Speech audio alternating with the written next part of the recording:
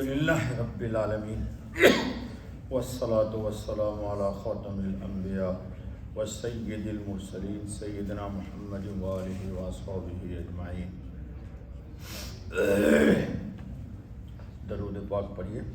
اللہم صلی علی سیدنا محمد وعلی آل سیدنا محمد صلاۃ تنجینا بہا من جمیع الاحوال والآفات وتقضی لنا بہا جمیع الحاجات وتطہرنا بہا من جمیع السیئات وترفعنا بہا عندک اعلی الدرجات وتبلغنا بہا اقصی الغایات من جمیع الخیرات فی الحیاة وبعد الممات انک علی کل شیء قدیر۔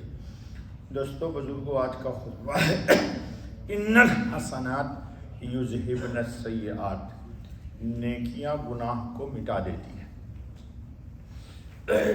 دوستو اللہ تعالیٰ نے بے شمار انگنت لاتعداد اپنے فضل سے، خزانہ رحمت سے ہم لوگوں کو رحمت للعالمین خاتم النبیین علیہ الصلاۃ والتسلیم کی نبوت کے صدقے میں نعمتیں عطا فرمائی ہے جو دوسری امتوں کو اللہ تعالیٰ نے نہیں عطا فرمائی۔ یہ سب اللہ کا فضل اس لیے ہوا ہے کہ ہمارے اور آپ کے مقتدیٰ پیشوا قائد کون ہیں؟ حضرت محمد الرسول اللہ خاتم النبیین علیہ الصلاۃ والسلام۔ اللہ تعالیٰ ہم سب کا حشر ایمان کے ساتھ دنیا سے اٹھائے اور قیامت کے دن ہم کو نبی کے جھنڈے کے نیچے لائے۔ حدیث کے اندر ہے، روایت میں، کہ آدم علیہ الصلاۃ والتسلیم سے لے کر اور حضرت عیسیٰ ابن مریم تک جتنے انبیاء گزرے ہیں، یہ سب کے سب بروز قیامت حضرت خاتم النبیین علیہ الصلاۃ والتسلیم کے جھنڈے کے نیچے ہوں گے، اور حضرت خاتم النبیین علیہ الصلاۃ والتسلیم کو اللہ ایک جھنڈا عطا فرمائے گا، اس کا نام ہے لواء الحمد۔ کیا نام ہے؟ حمد کا جھنڈا۔ کس کا جھنڈا؟ حمد کا جھنڈا۔ پوری دنیا میں حضرت صلی اللہ علیہ وسلم سے پہلے جتنی بھی امتیں گزریں یا جتنے انبیاء گزرے، ان تمام لوگوں کے حمد کے مقابلے میں ہمارے حضرت خاتم النبیین علیہ الصلاۃ والتسلیم کی حمد سب کی حمد پر غالب اور اعلیٰ اور بلند ہے، اور ان لوگوں کی امتوں پر ہمارے امتی حضرت صلی اللہ علیہ وسلم کے امتیوں کی حمد غالب ہے۔ کھانا کھائیے تو کہیے الحمدللہ، پانی پیجیے تو کہیے الحمدللہ، چھینک آئے تو کہتے ہیں الحمدللہ، حتیٰ کہ باتھ روم میں جاتے ہیں اور وہاں سے آتے تو کیا کہتے ہیں؟ غفرانک الحمدللہ الذی اذھب عنی الأذی وعافانی۔ ہر مقام پر اللہ نے ہم کو کیا سکھایا ہے؟ حمد حمد حمد، الحمدللہ الحمدللہ الحمدللہ۔ اچھا، حمد جو ہے یہ قیامت کے دن سب سے بلند مقام ہونے کی علامت ہوگی۔ تو بہرحال دوستو، اللہ تعالیٰ نے بہت ساری نعمتیں عطا فرمائی ہیں آپ کو۔ ان نعمتوں میں سے ایک نعمت یہ بھی ہے کہ ہم انسان ہیں، ہم سے غلطی یقیناً ہوگی ہی ہوگی، بغیر غلطی کے چارہ نہیں ہے۔ انبیاء علیہم الصلاۃ والتسلیم غلطیوں سے معصوم ہوتے ہیں۔ نبی سے کسی نبی سے کوئی غلطی نہیں ہوتی۔ نبی ہر وقت اللہ کی نگاہ ربوبیت میں ہوتا ہے، وہ کوئی بھی قدم بغیر اللہ کی مرضی کے نہیں اٹھاتا، اور کوئی بھی بول زبان سے بغیر اللہ کی مرضی کے نہیں نکالتا۔ تو اس لیے ان کی حفاظت و حراست ہر وقت اللہ رب العزت کی نگاہ ربوبیت میں ہوتی ہے۔ اب ہم بچ گئے، ہم سے تو غلطیاں ہوں گی، لیکن اللہ تعالیٰ نے ہمارے حضرت صلی اللہ علیہ وسلم کی شریعت میں بطور رحمت کے ہم کو بھی محروم نہیں کیا ہے۔ وہ کیا ہے کہ ہم سے غلطیاں ہوں گی تو ہم کو اللہ نے ایک نعمت عطا فرمائی ہے کہ غلطی کے بعد فوراً متنبہ ہو جاؤ اور اللہ کے حضور میں کچھ نیکیاں کر لو۔ کچھ کیا کر لو؟ نیکیاں۔ وہ نیکی تمہارے جو غلطی ہو گئی اس غلطی کو مٹا دے گی۔ سیم لائک اگر لگ گئی ہے غلاظت تو اس کو دھونے کے لیے اللہ نے پاک پانی دیا ہے، تو پاک پانی جس طرح کے گندگی کو دھل دیتا ہے، نیکی انسان کے اندر کے گناہ کو دھل دیتی ہے۔ مثلا اللہ تعالیٰ نے ایک نعمت دیا وضو کی، انسان اس وقت ابھی جمعے کی نماز پڑھا اور عصر کی نماز انشاءاللہ پڑھنا ہے نا، لازماً پڑھنی ہے، تو اس بیچ میں جتنا بھی گناہ ہوگا ہمارے اعضاء سے، جب ہم دھلتے ہیں وضو میں اعضاء تو سارے گناہ ہمارے ختم ہو جاتے ہیں۔ آنکھ دھلا تو آنکھ کا ختم، کان کا مسح کیا تو یہاں کا ختم، ٹھیک ہے دوستو۔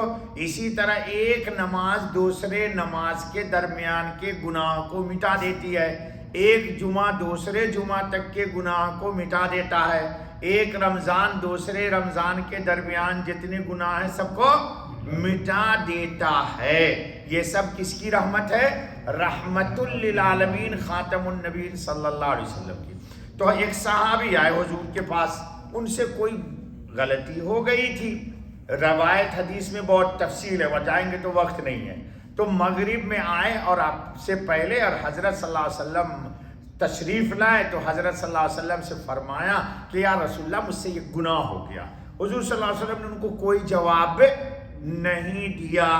اب ایک بات اور یاد رکھیے، حضور خاتم النبی صلی اللہ علیہ وسلم کے زمانے میں آپ کی رحمت کی یہ برکت تھی کہ کوئی آدمی سے کوئی غلطی ہو جاتی تھی تو اس غلطی کو وہ ہضم نہیں کر پاتا تھا، غلطی کو یاد رکھ لینا، ہضم نہیں کر پاتا تھا، وہ بے چین ہو جاتا تھا غلطی کر کے، وہ فوراً بھگے آئے حضور کے پاس، حضور سے کہا یا رسول اللہ صلی اللہ علیہ وسلم مجھ سے یہ غلطی ہو گئی۔ حضور نے کوئی جواب نہیں دیا، آپ نے مغرب کی نماز پڑھی اور اپنے حجرہ مبارک میں تشریف لے گئے، یہ اپنی جگہ بیٹھے رہے، یہاں تک کہ پھر عشاء کی اذان ہو گئی، پھر حضرت صلی اللہ علیہ وسلم تشریف لائے، پھر دیکھا بیٹھے ہوئے ہیں، پھر آپ نے عشاء کی نماز پڑھا دی۔ عشاء کی نماز کے بعد یہ تو بے چین تھے کہ ہم سے غلطی ہو گئی، اس کا کیا تدارک ہوگا، ہمارے آپ کی طرح تو ڈھیٹ لوگ تھے نہیں، 1000 توجہ کرتے، بھائی اس لیے ہو گئی تھی، اس لیے ہو گئی تھی، یہ موبائل میں اس لیے فلم دیکھ لیا تھا کہ رات میں نیند نہیں آ رہی تھی تو بے چینی تھی، تو میں نے 1 دیکھا، پھر 2 دیکھا، پھر 3 دیکھا، مجھ سے پوری رات گزر گئی۔ گناہ کر کے کبھی بھی چوری اور سینہ زوری نہ کرنا اللہ کے سامنے، ورنہ بڑی پٹائی ہوگی، دیکھو اس کان کھول کے سن لو، گناہ ہو جائے تو سیدھے مان لو کہ یا اللہ مجھ سے یہ گناہ ہو گیا۔ یہ نوجوان لڑکے پوری رات 1 2 3 4 5 6 بلو فلمیں دیکھتے رہتے ہیں، شرم نہیں آتی ہے؟ اللہ نے آنکھ دی ہے قرآن دیکھنے کے لیے، اپنا نور دیکھنے کے لیے کہ دیا ہے، وہ گندگی چیز کو دیکھنے کے لیے، اب پھر آپ کہتے ہو کہ ہم صف اولا میں حضور کے ساتھ جنت میں کھڑے ہو جائیں، تو حضور کے ساتھ گناہگار کھڑا ہوگا یا پاک لوگ کھڑے ہوں گے؟ اولئک الذین انعم اللہ علیہم من النبیین والصدیقین والشہداء والصالحین وحسن اولئک رفیقا۔ یہ قرآن کی آیت ہے جی۔ ہمارے ساتھ تو کوئی شرابی نہیں آتا ہے آج تک، اور ہم کسی شرابی کے ساتھ آج تک نہیں گئے، تو جب ہم جیسا گناہگار آدمی نہیں جاتا ہے اور نہ وہ ہمارے پاس آتا ہے تو ہمارے نبی کے ساتھ وہ کیسے کھڑا ہوگا؟ اس لیے اپنے آپ کو سوچو، اپنے آپ کو اپنے من سے اپنی قیمت نہ لگا لو۔ خیر، تو وہ کھڑے رہے، حضور صلی اللہ علیہ وسلم تشریف لائے، عشاء کی نماز ہو گئی، فرمایا ہاں کیا؟ تو انہوں نے پھر پوچھا، تو آپ صلی اللہ علیہ وسلم قبل اس کے کوئی جواب دیتے، کوئی جواب؟ اللہ نے عرش سے جواب دیا۔ کس کا؟ حضور کو دیکھنے والے ایک صحابی کا، وہ اللہ کے نزدیک ایسے لوگ تھے، جب انسان گناہ سے بے چین ہو جاتا ہے تو اس سے زیادہ اللہ کو فکر ہوتی ہے کہ میں اپنے بندے کو کیسے بخشوں۔ اللہ ارحم الراحمین ہے، اسی لیے قرآن کریم میں کہا گیا یا ایھا الانسان ما غرک بربک الکریم، تم کو کریم رب کے کرم سے کس نے دھوکے میں ڈالا ہوا ہے؟ لیکن میں نے پہلے کہا چوری اور سینہ زوری نہ کرنا، چوری اور سینہ زوری نہیں کرنا، گناہ ہو جائے تو سر بسولی۔ تو اللہ نے کیا آیت نازل کی سنو، کہا حضور نے اس سے پوچھا تو نے مغرب پڑھی؟ تو اس نے کہا پڑھی۔ عشاء پڑھی؟ تو کہا پڑھی۔ تو کہا جو گناہ تم نے کیا تھا اس کے بعد نیکی بھی تو ہو گئی، مغرب پڑھی نہیں پڑھی، وضو کیا نہیں کیا، عشاء پڑھی نہیں پڑھی، کہا یہ نیکی اس مغرب سے پہلے گناہ کو مٹ کہو الحمدللہ والصلاۃ والسلام علی خاتم النبیین، نبی پر بھی درود پڑھا کرو۔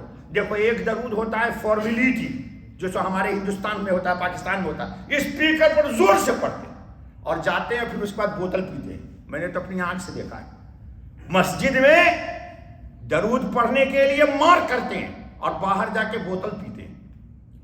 سیون آپ کی نہیں. ہاں یہ چیزیں نہ کرا کرو. دیکھو اللہ پر کوئی چیز چھپی ہوئی نہیں ہے. تو ایک ہے نبی سے عقیدت پر صلاۃ و سلام پڑھنا، عقیدت سے. کس سے؟ کل میں ایک کتاب پڑھ رہا تھا، میں کیا بتاؤں آپ کو. ہم سب نے ابھی نبی پاک کو سلام کیا ہے، لیکن آپ کو دھیان ہے یا اللہ بھی ظہر کی سنت پڑھی نا جمعہ کی، تو 2 دفعہ تحیات تم نے 4 رکعت سنت میں پڑھا تھا، نہیں پڑھا تم نے؟ السلام علیکہ ایھا النبی، لیکن تم نے بے دھیانی میں پڑھا ہے. اور پھر ابھی 2 رکعت جمعے کی فرض پڑھی تم نے، ہم نے بھی پڑھا. تو تحیات میں نہیں کہا میں نے السلام علیکہ، تو 3 یا ایھا النبی، ایھا النبی، جی 3 ہو گئے سلام. پھر اس کے بعد 4 رکعت سنت میں نے پڑھی. تو 4 رکعت میں 2 دفعہ پھر حضرت خاتم النبی کو میں نے سلام کیا. السلام علیکہ. شیخ عبدالحق محدث دہلوی نے یقین جانو وہ ہوتے تو میں ان کا ہاتھ چوم لیتا. وہ مدینہ منورہ میں مقیم تھے. حضرت نے فرمایا کہ ہندوستان چلے جاؤ. کہا یا رسول اللہ آپ کا دیار چھوٹ جائے گا. کہا کوئی فکر مت کرو، روزانہ خواب میں تم ہماری زیارت کرنا.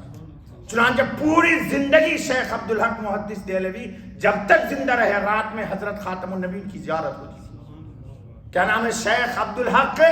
انہوں نے لکھا ہے کہ امت پر اگر ظاہر ہو جائے کہ جب بھی تم نماز میں سلام کرتے ہو حضرت خاتم النبی کو کہ وہاں سے کتنی رحمتیں تم پر آتی ہے تو تمہارا دل پھٹ جائے. لیکن ہم لوگ مسلمانوں کا کیا حال ہے؟ آئی لو یو والی لڑکیوں کو تو یاد رکھتے ہیں، لیکن نبی کو روزانہ سلام کرتے ہیں ہر نماز میں، لیکن یقین جانو بے خیالی کے ساتھ کرتے ہیں. کبھی آج سے پہلے آپ نے سوچا ارے تحیات پڑھتے ہو نہیں پڑھتے ہو نماز میں اور روزانہ سلام کرتے ہو، لیکن سلام کرتے وقت تم کبھی مدراس میں ہوتے ہو، تو کبھی سورت میں ہوتے ہو، تو کبھی احمد آباد میں ہوتے ہو، تو کبھی بمبے میں ہوتے ہو، تو کبھی لاہور میں ہوتے ہو، کبھی کراچی میں ہوتے ہو، اور سلام کرتے ہو کس کو؟ یہی انصاف ہے آپ کا کہ حضور کو بے التفاتی سے سلام کیجیے. آپ کیسے نماز کے اندر روح پیدا ہو؟